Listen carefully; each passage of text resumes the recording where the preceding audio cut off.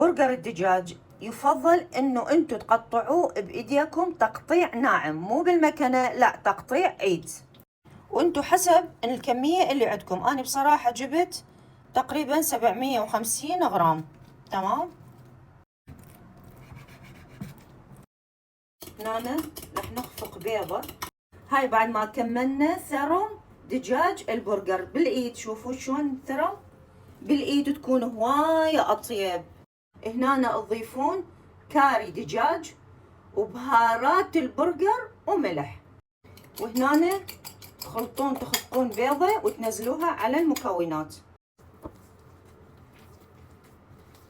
هنا راح نضيف لها رشة دقيق الذرة، مش الدقيق العادي، لا دقيق الذرة. هاي بعد ما كملناها راح نغطيها ونحطها بالفريزر تقريبا ربع ساعة عشان تتماسك المكونات. هاي بعد ما تركناها لمدة ربع ساعة تقريبا بالفريزر، شوية مسكت، راح نبدي نجهزها.